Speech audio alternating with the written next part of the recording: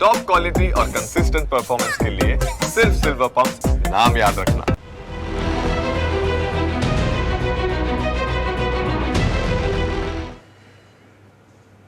રાજકોટથી ચિંતાજનક સમાચાર આવ્યા છે।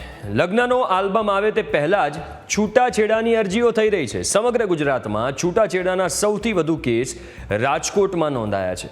5 વર્ષમાં લગ્ન જીવન ભંગ થવાના 2100થી વધુ કેસ નોંધાયા। વર્ષ 2025માં 1000થી વધુ છૂટાછેડાની અરજીઓ પેન્ડિંગ છે। એક દંપતીએ તો લગ્નના 27મા દિવસે જ છૂટાછેડાની અરજી કરી દીધી। લગ્ન જીવન ભંગ થવાના કારણોમાં સોશિયલ મીડિયા પણ જવાબદાર છે। સ્નેપચેટ, ઇન્સ્ટાગ્રામ, વોટ્સએપમાં રચ્યા પચ્યા રહેવાની કુટેવ પણ આમાં એક મોટું કારણ છે। એકબીજા પર શંકા, સહનશક્તિનો અભાવ છૂટાછેડાનું મૂળ કારણ અહીંયા જોવા મળી રહ્યું છે। છૂટાછેડા કેસની આંકડાકીય માહિતી ખૂબ જ ચોંકાવનારી છે, કારણ કે આંકડો એ સતત વધતો જઈ રહ્યો છે। એટલે કે અત્યારે સહનશક્તિ દંપતીઓમાં જોવા નથી મળતી। આ વિગતો તમે જોઈ શકો છો। છૂટાછેડાના કેસની વિગતો સ્ક્રીન ઉપર છે। 2020થી 2025ના આંકડા છે 253, 290, 334, 314, 907 અને 2025માં તો અત્યાર સુધીમાં તો 1000થી વધારે કેસ નોંધાવા લાગ્યા છે। એ 1000થી વધુ કેસની અરજી પેન્ડિંગ પડી છે।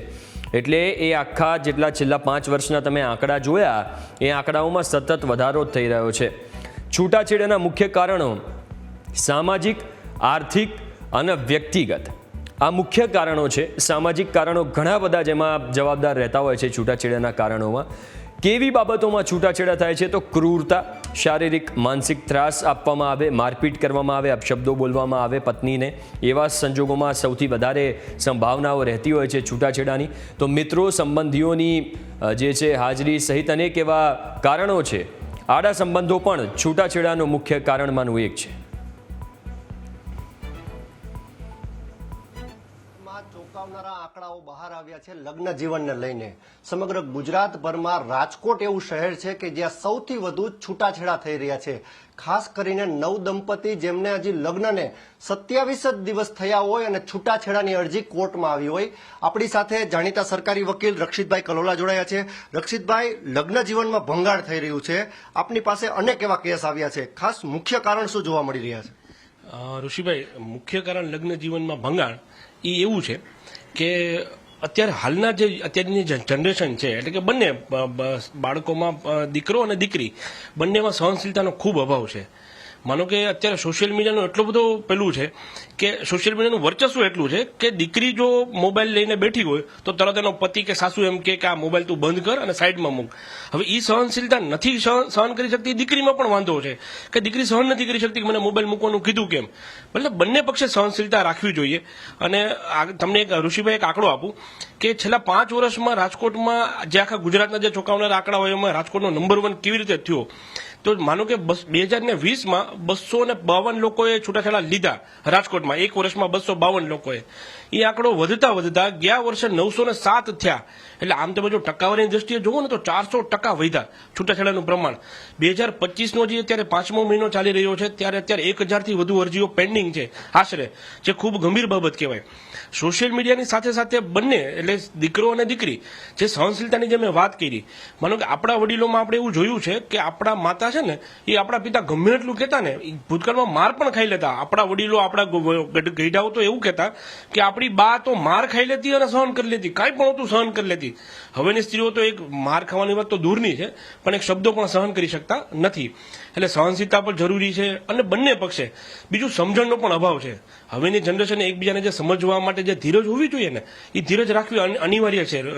ખૂબ અનિવાર્ય એટલા માટે છે કે તમે વિચાર કરો કે આજે લગ્ન થયા અને 27મા દિવસે જો આમાં છૂટાછેડાની અરજી કરવી પડે તો જજ સાહેબે પણ એવું દુઃખદ સાથે કીધું કે 27 દિવસમાં એવું શું બન્યું કે તમે એકબીજાને સમજી નથી શકતા, અથવા એવું શું બન્યું કે જેમાં તમે એવું માનો છો કે હવે અમે આ સાથે નહીં રહી શકીએ, જે ખૂબ ગંભીર બાબત છે। એકબીજાને સમજણ માટે પણ સમય આપવો જોઈએ, સહનશીલતા પણ કેળવવી જોઈએ, અને સાથે સાથે વૈચારિક રીતે પણ આપણે બંને ઇવન માતા પિતાની પણ ફરજ છે કે વાલી તરીકે પોતાના બાળકના ઇન્ટરફિયરન્સ, લગ્ન જીવનમાં ઇન્ટરફિયરન્સ ન કરે અને બાળકને એની રીતે જીવવા દે।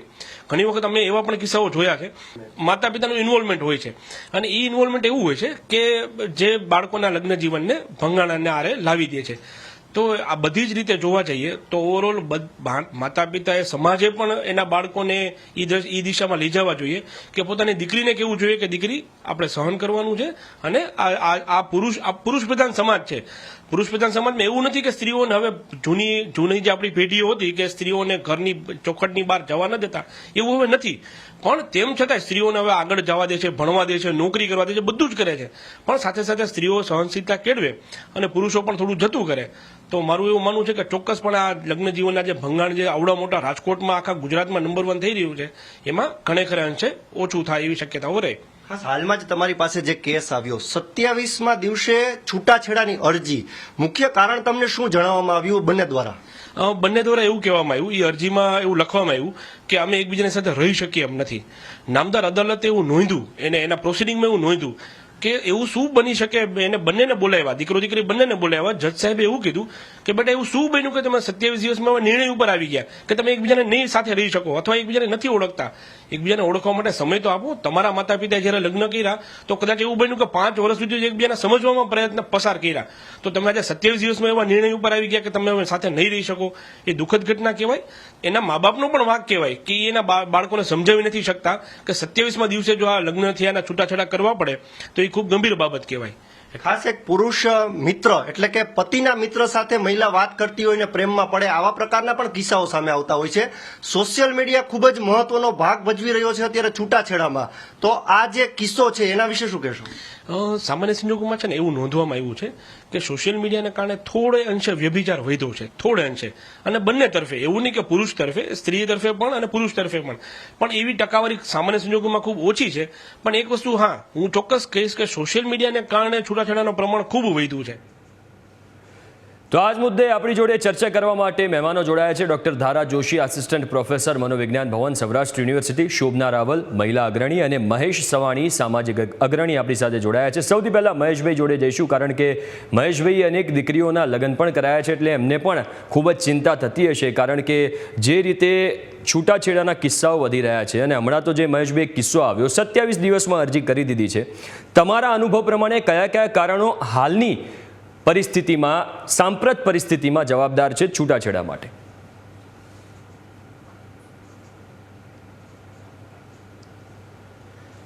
મને એવું લાગે છે કે જે અમારી આ 5278 દીકરીઓ છે એમાં જે કંઈ પણ 2-3% જે છૂટાછેડા થયેલા છે એમાં આપણે જો વાત કરીએ તો મહદ અંશે એક તો સહન શક્તિ, અત્યારના નવા જનરેશનમાં સહન શક્તિનો ખૂબ જ અભાવ છે.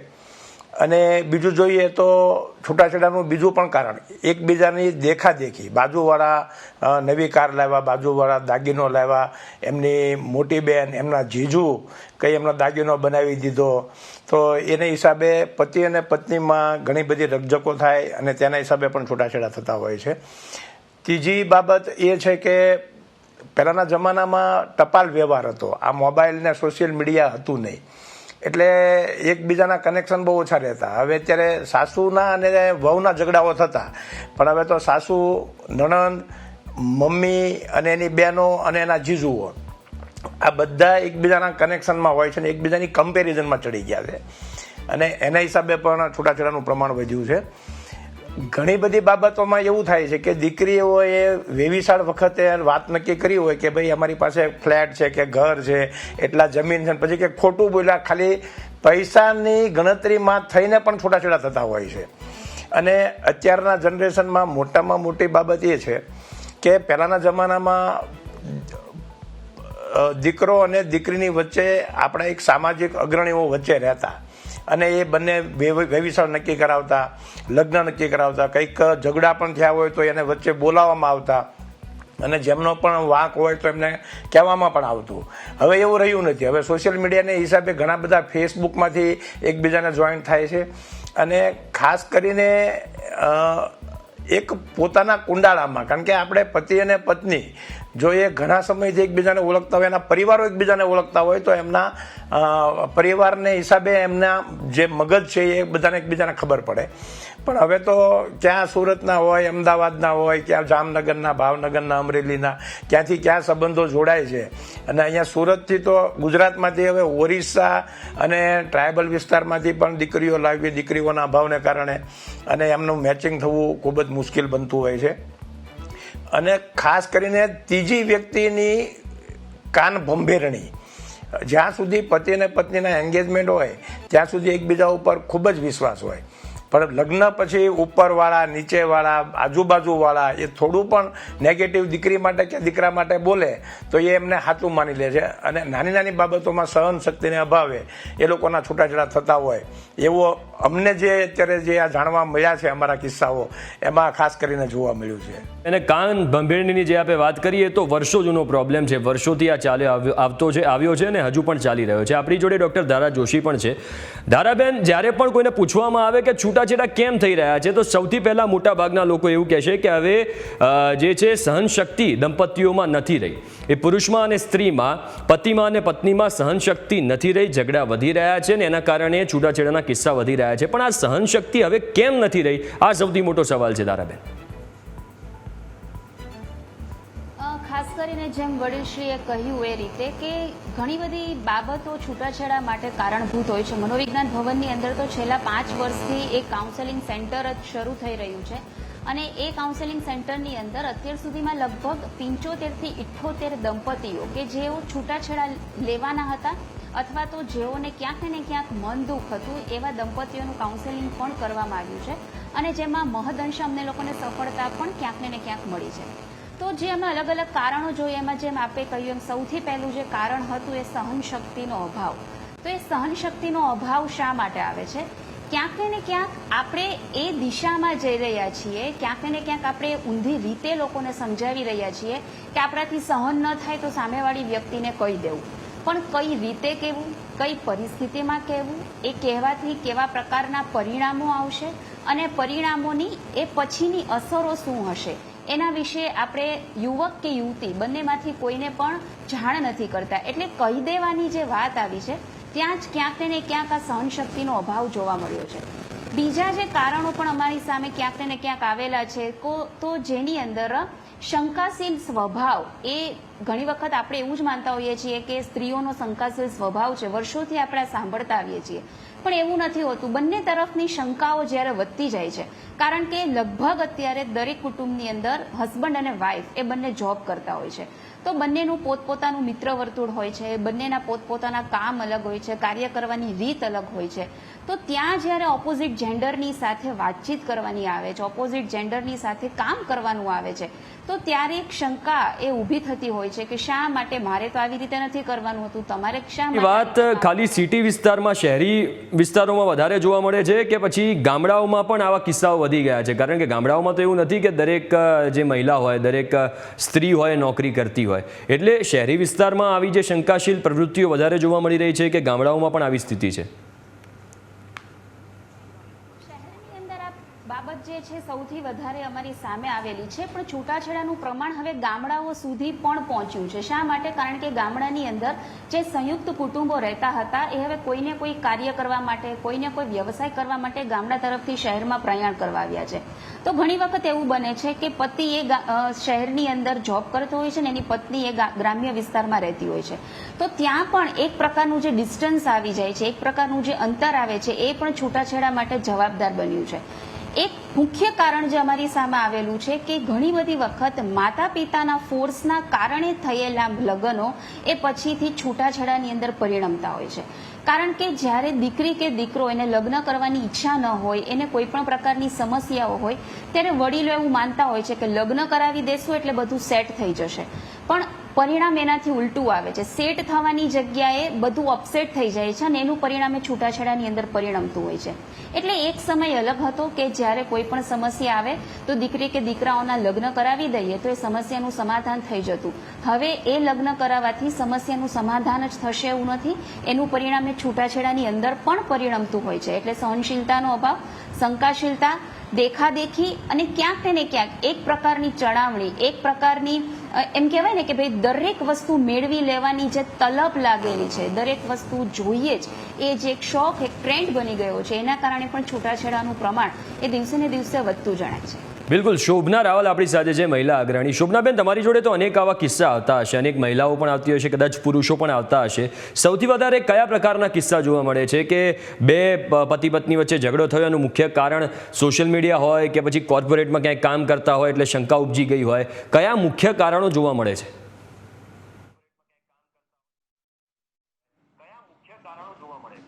આમાં નમસ્કાર. પહેલાં તો અત્યારે જે બહેનો દીકરીઓને છે ને, એ તો અત્યારે હાઈ પ્રોફાઇલ એજ્યુકેશન હોય છે એ લોકોનું. અને બીજી વસ્તુ એ હોય છે કે હાઈ પ્રોફાઇલ એજ્યુકેશન હોય છે, એ લોકો જોબ પણ કરતી હોય છે, એટલે જોબમાં પણ એ લોકોનું સવારે જાય, સાંજે આવે એટલે થાકી જાય, પછી ઘરે સાસુ સસરા હોય કે ઘરમાં જે ફેમિલી મેમ્બર હોય એ બધાની રસોઈ કરવાની હોય. પણ હવે એ છોકરીઓની આજની તારીખમાં સહન કરવાની કોઈ શક્તિ હોતી નથી કે એ લોકો એટલું કામ ખેંચી શકે. ભણેલી છોકરીઓ અત્યારે પોતાની જાતને એટલું બધું ફ્રીડમ માને છે કે એની કોઈ વસ્તુ નથી. આજ સવારે જ મારા ઘરે એક ભાઈ આવ્યા હતા કે બેન, મારે દીકરાની વહુએ ડાયવર્સ માગ્યા છે. મેં કીધું કેમ? તો કહે છે કે મારો છોકરો એના કરતાં ઓછું કમાય છે. મેં કીધું સગાઈ કરી ત્યારે આ વસ્તુ ખબર નથી આપને? આ વસ્તુ આપને ખબર નથી? લગ્ન થઈ ગયા પછી આપને ખબર નથી? અત્યારે કેમ એને ક્વેશ્ચન કરીને ડાયવર્સ માટે એને ડાયવર્સ પિટિશન કરી દીધું? એટલે કે અને પાછી એ લોકોનું ગ્રુપ હોય, ત્યાં જોબ કરતી હોય એ ગ્રુપ હોય, સ્કૂલનું હોય અને કોલેજનું હોય, અને ત્યાં કોમ્પિટિશન થતી હોય. મારો હસબન્ડ આ જોબ કરે છે, મારા હસબન્ડ આ બિઝનેસ છે, અને આવું છે અને આવું છે, અને આ કાર છે, મારી પાસે આ કાર નથી. એક તો અસંતોષ છે. ભલે એજ્યુકેટેડ હોય છોકરી, ફૂલ ફોર્મમાં હોય, પણ સારું કમાતી હોય તો પણ એને અસંતોષ, કોઈ ખૂણામાં બધી રીતે એને અસંતોષ હોય છે. આજની દરેક છોકરીઓને મેં જોઈ છે. આટલું સહન કરવાની એ લોકોમાં તાકાત નથી. આપણે કોઈ પણ બેન દીકરીઓને સાચું કહીએ કે બેટા આવી રીતે કર, આમ કર, તમે મને કહો છો તો એમને કેમ નથી કહેતા? એમને સમજાવો ને, એને સમજાવો, પેલાને સમજાવો, મને નહીં. એટલે પણ કદાચ શોભના, એટલે તને સમજાવવાની છે, પેલા નહીં સમજાવવાની છે. હું તો એટલા બધા કાઉન્સેલિંગ કર્યા છે ને. જી હું આ પોઈન્ટ ઉપર જ આવું છું. પણ અત્યારે એટલી બધું જી એટલે ફ્રીડમની તમે જે વાત કરીએ, કદાચ ફ્રીડમ એટલે આમાં છોકરીઓ અને બીજું કે છોકરીના ઘરમાં. હાજી બોલો. હું હજુ એ પોઈન્ટ ઉપર જ આવું છું ભાઈ. એટલે બીજી વસ્તુ શું છે કે છોકરીઓને છે ને એક વસ્તુ એવી છે કે એના મધરનું ઇન્ટરફિયર બહુ હોય છે દરેક ઘરમાં. મારી દીકરી સવારે ઉઠે એટલે એને ચા પીધી બેટા, નાસ્તો કર્યો, માનો ફોન આવી જાય સવારના પોરમાં. એટલે સવારમાં તમે શું કામ ફોન કરો છો? અને બધું આખે સવારથી તે સાંજ સુધીનું બધું ટાઈમ ટેબલ એની મમ્મીને ખબર હશે. છોકરીની મમ્મીનું ઇન્ટરફિયર ઓછું હોય જેના ઘરમાં, ત્યાં ડાયવોર્સના કેસ 100% ઓછા હોય છે. મેં જોયું છે. એટલે મારું કોને કરવાનું હોય છે? છોકરીની સાથે એની માનું પણ હોય છે, દીકરીની માનું. એ દીકરીને માનું પણ હું કાઉન્સેલિંગ કરતી હોઉં છું. મારે એમને સમજાવવાની હોય છે. તમે તમારી દીકરીને આટલી ટેક કેર કરો છો ફોન ઉપર, તો એના ઘરમાં એનો હસબન્ડ નથી, એના સાસુમાં નથી. તમે સોંપી છે એટલે એમનો વિષય છે, તમારો વિષય એક મા તરીકેનો હતો, પતી ગયો. બિલકુલ શુભના. હવે એનું ઘર થવા દો. છોકરીને તમારા ઘરની માયા ઓછી કરાવો. એ માયા ઓછી થશે તો સાસરીની માયા છોકરીને લાગે. બિલકુલ, તમે ઘણા વ્યાજબી કારણો આપ્યા છે શુભનાબેન. ફરી એકવાર આપની પાસે આવીશું. મહેશભાઈ પણ આપણી સાથે જોડાયેલા છે.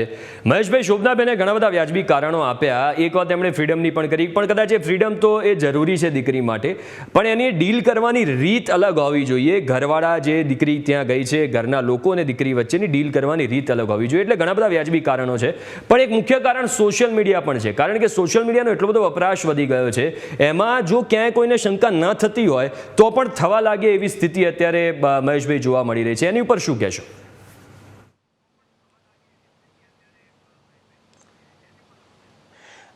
હંમેશા છે ને ત્રીજી વ્યક્તિનું આગમન થાય, એ પછી સોશિયલ મીડિયાથી થાય, એ પછી ઓફિસમાં થાય, એ પછી એપાર્ટમેન્ટમાં થાય, એ પછી આજુબાજુના ઘરમાંથી થાય. એટલે આજે ત્રીજી વ્યક્તિનું જે એન્ટ્રી પડે છે ને એ તમારા વિચારોને, અત્યારે મેઇન બાબત તો એ છે કે આપણા વિચારો છે ને એ પહેલાંના જે આપણા પૂર્વજોના, આપણા બાપ દાદાના જે વિચારો હતા ને એવા વિચારો નથી. અને એ તમને સંસ્કાર છે એ તમને જન્મથી મળે. અત્યારે પહેલાં આપણે એવું હતું કે ભાઈ આપણે સ્કૂલમાં એક બાપને 4-5 બાળકો હોય, હવે 2 જ હોય, તો એને પહેલેથી જ તે એટલું લાલન પાલન કર્યું હોય અને એટલે એને સહન કરવાની શક્તિ જ એનામાં બિલકુલ ન રાખી હોય. બાકી પહેલાંના જમાનામાં સાસુઓ વહુને કેટલા હેરાન કરતા, એવું તો અત્યારે સાસુઓ એટલું તો હેરાન કરતી જ નથી. અને મમ્મીઓના જે સંસ્કારો, પહેલાંના જમાનામાં મમ્મીના જે સંસ્કારો હતા ને એ દીકરીને એમ કહેતા કે હવે તારી અર્થી પણ આવે તો તારા સાસરિયામાંથી આવે. જ્યારે હવેની મમ્મીઓ એવા સંસ્કાર આપે છે કે તારી જેઠાણીને આમ કહી દેજે, તારી સાસુને આવું કહી દેજે, એવું લાગે તો પાછી આવી જાજે. પહેલાંના જમાનામાં લગ્ન જીવન તૂટવું એટલે એક આમ કહીએ ને કે એક મૃત્યુ સમાન હતું. અને અત્યારે તો લગ્ન જીવન તૂટવું એટલે એક નોર્મલ બાબત થઈ ગઈ છે. અને ખાસ કરીને જે અગ્રણીઓ છે, જે મોટા વડીલો છે, એમના ઘરમાં પણ એકદમ નોર્મલ નથી ફાવતું તો પાછા આવી જાઓ. અને એ જોઈને નાના માણસોમાં પણ આવી એક પ્રેક્ટિસ પડી ગઈ કે ભાઈ હવે મોટા લોકો પણ તોડે છે તો નાના લોકોનો, મધ્યમ વર્ગનો શું વાંક. બિલકુલ. આપણી સાથે ધારાબેન પણ છે. ધારાબેન, જેમ શોભનાબેને કહ્યું કે એમની જોડે હમણાં જે કિસ્સો આવ્યો હતો, જ્યારે છોકરીની સગાઈ થઈ નક્કી થયું ત્યારે છોકરો કદાચ એક લેવલે બંને એક સરખું કમાતા હતા, પણ પછી એવું થયું છોકરી વધારે કમાવા લાગી એટલે હવે લગ્ન પછી ડિવોર્સની અરજી કરવા માંગે છે કે ભાઈ છોકરો તો હવે ઓછું કમાઈ રહ્યો છે. ક્યાંક ને ક્યાંક આ કારણ પણ બહુ આર્થિક કારણોમાંનું એક અહીંયા જવાબદાર હોય છે કે ભાઈ હું જ્યાં કામ કરું છું તો મારી ફ્રેન્ડનો જે હસબન્ડ છે એ તો બહુ વધારે કમાય છે અને તમે આટલું નથી કમાતા. એટલે આ બધા કારણો પણ અહીંયા બહુ જવાબદાર લાગી રહ્યા છે. પહેલા તો હું એ કહેવા માંગીશ કે જે છૂટાછેડા થાય છે એના દર વખતે એના માટે જવાબદાર દીકરી કે દીકરીનું પરિવાર જ હોય એવું જરૂરી નથી. બંને પક્ષ, બંને લોકો સરખા જ જવાબદાર હોય છે. હા, અમુક કિસ્સાઓની અંદર એવું હોય છે કે ડિમાન્ડ વધારે છે, માંગો વધારે છે, અપેક્ષાઓ વધારે છે અને એના કારણે સમસ્યાઓ સર્જાતી હોય છે. પણ જ્યારે આપણે આ છૂટાછેડાના મૂળમાં જઈએ છીએ તો એનું મુખ્ય એક કારણ એ પણ હોય છે કે એકબીજાને જ્યારે સમજી નથી શકાતા, એકબીજાની જ્યારે અપેક્ષાઓ પૂરી નથી થઈ શકતી, એકબીજાની જ્યારે જરૂરિયાત પૂરી નથી થઈ શકતી, ત્યારે આ પરિણામો આવતા હોય છે. કારણ કે ઘણી બધી વખત એવું હોય છે, આપણે કિસ્સાઓ, અઢળક કિસ્સાઓ જોતા હોઈએ છીએ કે અમુક કિસ્સાઓની અંદર બહેનોનો કોઈ વાંક નથી હોતો અને પુરુષો તરફથી એને પ્રતાડિત કરવામાં આવે છે. જ્યારે બીજી તરફ પુરુષોનો કોઈ વાંક નથી હોતો તો બહેનો ઘણી બધી વખત એવું કહે છે કે હું તો બહુ ભણેલી છું તો હું આવા પ્રકારના કાર્ય થોડા ને કરું. તો આવી જે બધી બાબતો છે એટલે બંને પક્ષ સરખા જ જવાબદાર છે આવી બાબત માટે. વાત રહી છે જ્યારે તુલનાની, તો અત્યારે તુલના એ માત્ર ને માત્ર આર્થિક દરજ્જો એટલે કે આપણું જે સોશિયલ ઇકોનોમિક સ્ટેટસ છે એની તુલના કરવાથી જ છૂટાછેડા થાય છે એવું પણ હોતું નથી. જ્યાં સમજણનો અભાવ છે ઘણી બધી વખત, અને આપણે પોતે પણ જાણીએ છીએ કે સ્ત્રી કે પુરુષ જ્યારે નિભાવવા માટે આવી જાય તો એ સાવ ગરીબ ઘરની દીકરી કે ગરીબ ઘરનો દીકરો હોય તો એની સાથે પણ સંસારે સારી રીતે કાઢી શકતા હોય છે. એટલે પ્રેમ, લાગણી, હૂંફ આ બધી બાબતો એક સંબંધ માટે ઘણી બધી જરૂર છે. એક્સ્ટ્રા મેરિટલ અફેર્સ અથવા તો જે છૂટાછેડા થાય છે એમાં ક્યાંક ને ક્યાંક લાગણીનો અભાવ પણ છે. ત્રીજી વ્યક્તિ એ આપણા જીવનમાં પછી આવે છે, પહેલા એ આપણા મનમાં આવે છે. તો ત્રીજી વ્યક્તિ મનમાં ક્યારે આવે છે તો કે જ્યારે આપણે જે વ્યક્તિની અંદર જે લક્ષણો જોઈએ છે, જે પ્રેમ જોઈએ છે, જે હૂંફ જોઈએ છે, જે સમજણ જોઈએ છે એ આપણને સામેવાળી વ્યક્તિમાં દેખાય છે અને આપણી વ્યક્તિમાં એ નથી દેખાતું, ત્યારે આ પ્રકારની બાબતો શરૂ થતી હોય છે. એટલે એકબીજાને સમજવાની, એકબીજાને સમજાવવાની, એકબીજાના લાગણી અને પ્રેમને જાણવાની જરૂર છે તો જેથી આ સમસ્યાઓને આપણે ક્યાંક ઘટાડી શકીએ. એટલે બંને સરખા જવાબદાર છે. આપણે માત્ર પુરુષોને પણ એના માટે કે પુરુષના ફેમિલીને એના માટે પણ જવાબદાર ન ગણી શકીએ કે માત્ર ને માત્ર દીકરીના પરિવારને કે દીકરીની મમ્મીને પણ જવાબદાર ન ગણી શકીએ. ઘણા પરિવારમાં તો માત્ર એક જ દીકરી હોય છે તો માતા પિતાને એની દીકરીની ચિંતા થવી એ પણ સ્વાભાવિક છે. તો ઘણા માતા પિતાને માત્ર એક જ દીકરો હોય છે તો એ માતા પિતાને દીકરાની ચિંતા થવી પણ સ્વાભાવિક છે.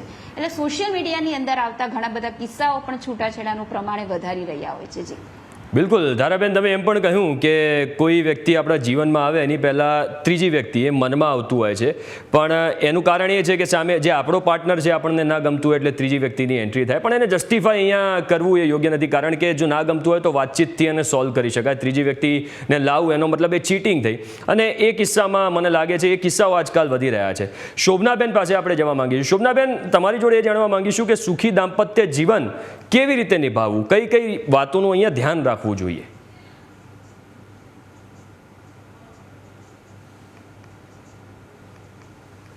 પહેલાં તો આમાં જેની સાથે આપણે લગ્ન કર્યા હોય ને, તો એક તો એને આપણે સમય તો આપે જ હોય છે, આપણા માતા પિતાએ અને એ છોકરાના વડીલોએ, બંને તરફના વડીલોએ આપણને સમય આપ્યો હોય છે. એ સમયની સાથે આપણો તાલમેલ થયેલો હોય છે, એકબીજાને થોડાક તો સમજતા હોય છે.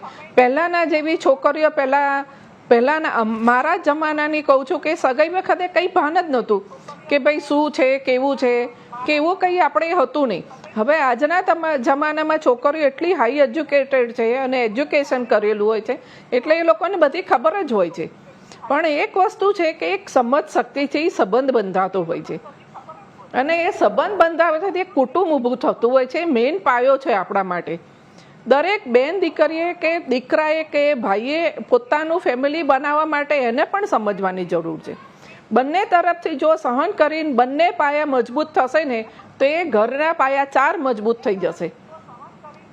એ દીકરીને એક જ સમજવાની વસ્તુ છે કે આ મારું પોતાનું છે, આ મારું ઘર છે. જો એ સમજશે ને, દીકરી સમજશે ને, તો પછી કોઈ પ્રશ્નનો સવાલ જ ઊભો નથી થવાનો.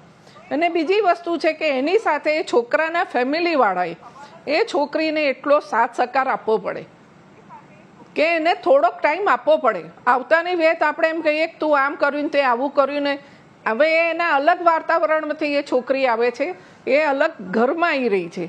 તો એ પ્રમાણે આપણે છોકરાવાળાએ સેટ થવું જોઈએ છોકરીની સાથે કે ભાઈ એની મેન્ટાલિટી છે, કઈ રીતે ટેવાયેલી છે, એને શું ભાવશે, એને શું ગમશે, એને કેવી રીતે એડજસ્ટ થશે મેન્ટલી, ફિઝિકલી, બધી રીતે આપણે સમજવું પડે છે.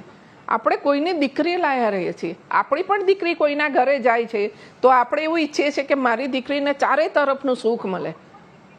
એવું જ આપણે આવનાર દીકરીને પણ આપણે ચારે તરફનું સુખ આપવું એ આપણી જવાબદારીમાં આવે છે.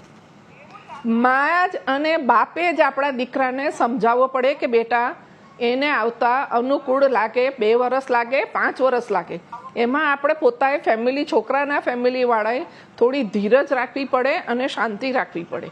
અને છોકરીએ પણ એ સમજવાનું હોય કે આ લોકો મને આટલું સમજે છે તો મારે પણ અહીંયા સમજવું પડશે ને અહીંયા મારે નમીન કામ કરવું પડશે. નમવામાં કોઈ દિવસ આપણે નાના નથી થઈ જતા. હા પાડતા પાડતા હારી ના જવાય, ક્યારે આપણે હારતા નથી, ના કરતા હારતા નથી. એક દીકરીએ ખરેખર આ સમજવું જોઈએ. તો આજે ઘણી બધી દીકરીઓના ઘર બનતા ક્યારે તૂટશે નહીં એ હું ગેરંટી આપું છું. તમે નહીં માનો, મેં ઘણા બધાના દીકરીઓના ઘર તૂટતા હતા એ મેં ઘર અટકાવ્યા છે. ઘણી બધી દીકરીઓ, આજે એ દીકરીઓ મને એમ કહે છે કે બેન, મેડમ, કોઈ છોકરી મને માં કે કોઈ માતે કે કોઈ નેતાજી કે જે કે, પણ એક માં તરીકે છોકરી મને એમ કહે ને કે માં, મેડમ, તમે મારું જીવન બચાવ્યું, મારો સંસાર બચાવ્યો, એ વખતે મને એવું લાગે કે ના, મેં માતાજીની પૂજા કરી, એમ દેવીની પૂજા કરી અને મેં અગરબત્તી દીવો કર્યો. એમ એ વખતે મને એવું, દીવો અગરબત્તી કશું નથી કરતી, મંદિરે નથી જતી, પણ દિવસમાં એક વખત મને એક છોકરીની સેવા અને એક છોકરાની સેવા મળી જાય એટલે મને એમ લાગે કે હું મહાદેવની સેવા કરું છું ને દેવીની, મા પાર્વતીની સેવા કરું છું. એ છોકરીને હું સમજાવું છું ને છોકરાને હું સમજાવું છું. સાચી વાત છે શોભનાબેન તમારી. છોકરાએ પણ સમજવાનું હોય છે કે મારે અમુક મર્યાદા હોય છે. બિલકુલ સાચી વાત છે શોભનાબેન તમારી. સમયનો થોડો અભાવ છે, આપ ત્રણેય અમારી સાથે જોડાયા, ખૂબ ખૂબ આભાર. તો બેઝિક વાત, મૂળ વાત એ છે કોઈ પણ સંબંધને સાચવવા માટે કે સમજદારી અને સહનશક્તિ રાખવાની ખૂબ જરૂર હોય છે. જ્યારે આ 2 વસ્તુ ઘટી જાય છે ત્યારે સંબંધો તૂટવાની શરૂઆત થઈ જાય છે. આ બુલેટિનમાં અત્યારે બસ આટલું જ. નમસ્કાર.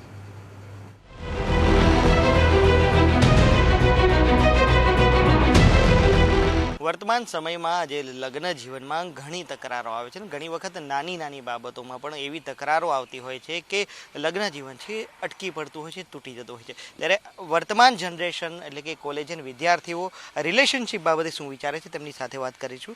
ક્યાં નામ है आपका? मेरा नाम रोशन ठाकुर है. मैं पीटी साइंस कॉलेज में बीएससी केमिस्ट्री से अपना बैचलर्स कर रहा हूँ।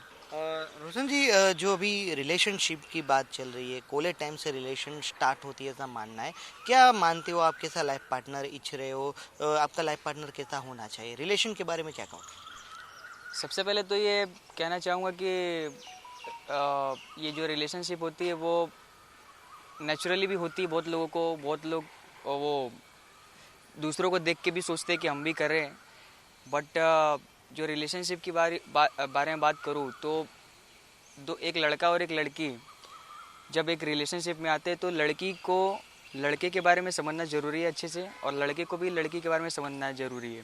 तो यहाँ पे मैक्सिमम देखा जा रहा है कि लड़के जो होते हैं वो लड़की की सारी परिस्थिति को समझते हैं, कि उसकी स्टडी रिलेटेड, उसके पर्सनल इश्यूज़ वगैरह सब कुछ समझते हैं, बट जो लड़कियाँ होती हैं वो अपने ही सोचती हैं कि नहीं, लड़का समझ नहीं पा रहा है। तो उससे क्या होता है कि एक जो उनका रिलेशनशिप होता है वो ज़्यादा दिन तक टिक नहीं पाता है। तो सबसे पहले मेरा मेन पॉइंट यही है रिलेशनशिप के लिए कि रिलेशनशिप में अगर आप हैं तो एक दूसरे को समझना बहुत ज़रूरी है। आप कैसा लाइफ पार्टनर इच्छते हो और क्या कहोगे आप, वो कितना आपको क्या मीन्स के क्या वफादार कितना आपका लाइफ पार्टनर होना चाहिए? वफादारी तो अभी हम तो जो देखते हैं उस पर भरोसा करते हैं। अब उसके मन में क्या चल रहा है वो तो हम समझ नहीं सकते, जान नहीं सकते, बट मेरा यही रहता है कि पहले तो एक दूसरे के बारे में अच्छे तरीके से जान लेना ज़रूरी है सबसे पहले। उसके बाद फिर जो उनका करियर है, मान लो कि किसी लड़के का किसी लड़की का दोनों का करियर अलग अलग है, तो उन दोनों एक दूसरे के करियर को समझना ज़रूरी है। जब आप उस करियर के ऊपर आप अपना जब समझ जाओगे कि हाँ हमारा आगे तक चल सकता है, तो ही आप उसमें इन्वॉल्व करें। एक लास्ट क्वेश्चन, सोशल मीडिया है जो संबंधों में भी दरार ला रहा है, शादी से पहले या बाद में सोशल मीडिया से ज़्यादा दरार आ रही है, क्या मानते हो, क्या कुछ कारण हो सकता है सोशल मीडिया में? सोशल मीडिया के बारे में अगर मैं बताऊं कि जो इम्पैक्ट लव स्टोरी पे पड़ रहे हैं, जो नेचुरली जो लड़की चाहे वो तो लड़का कर दे रहा है, लड़के भी जो चाह रहे हो लड़कियां कर रही हैं, जब जो रिलेशनशिप में। बट जो सोशल मीडिया है वो एक नया माइंडसेट लड़कियों को दे देती है, चाहे लड़कों को भी दे देती है, और वो लड़का चाहे वो लड़की उस चीज़ को फुलफ़िल नहीं कर पाता है। तो उन लड़कियों को या फिर उस लड़के को ये लगने लगता है कि नहीं, ये मतलब गलत है। तो वो अपना जो अंदर से जो फीलिंग्स होती है उसको छोड़ के अब ये सोशल मीडिया के ऊपर डिपेंड हो जाती है कि नहीं, यही चाहिए, वैसे ही करना है, ऐसे ही चल रहा है सोशल में। जी ચોક્કસથી, એટલે કે સોશિયલ મીડિયા પણ કંઈક સંબંધો તૂટવાનું કારણ છે। હજી એક વિદ્યાર્થી છે, क्या नाम है आपका? मेरा नाम गुर्जर लादू भाई अमरचंद। क्या कहोगे रिलेशनशिप जो कॉलेज से शुरू हो रही है, और कॉलेज ऐसा पीरियड होता है कॉलेज टाइम की, इसमें हम अट्रैक्शन होता है, लड़की पसंद आने लगती है, लड़की को लड़के पसंद आने लगते हैं, क्या है आप कैसा लाइफ पार्टनर चाहते हो, रिलेशनशिप जो कॉलेज में बनती है तो एक माइंडसेट क्या होता है? माइंडसेट तो ये रहता है जैसे कि भाई ने बताया कि हम किसी को पसंद करते हैं, तो जैसे कि कई लोग ऐसा देख के पसंद करते हैं एक दूसरे को कि हम भी अपनी रिलेशनशिप बनाएं, ऐसा कि कॉलेज में आए हैं तो कुछ रिलेशन बनाते हैं अपना भी, उस हिसाब से जैसे भाई ने बताया उस हिसाब से। और एक बात है ऐसी भी सामने आई है कि सोशल मीडिया ज़्यादातर संबंधों में दरार लाता है। रिलेशनशिप के जो रिलेशन में आ गए उसके बीच में सोशल मीडिया जब आता है तब दरार आ जाती है संबंध में, क्या मानते हो क्यों ऐसा हो रहा है? सोशल मीडिया तो अभी जैसे लोग देखते हैं सोशल मीडिया को, बच्चे उन्हीं से अभी ज़्यादातर जैसे कि सोशल मीडिया से देख के ही करना चाह रहे हैं कि हम ये करें, ऐसा सब सोशल मीडिया अभी दिखा दे रहा है कि ऐसा करो ऐसा करो। उस हिसाब से तो सोशल मीडिया का क्या बोला आपने? सोशल मीडिया की इम्पैक्ट, दरार संबंधों में जो दरार आती है उसमें सोशल मीडिया की क्या भूमिका है? सोशल मीडिया की भूमिका यही है कि रिलेशन बिगाड़ती है।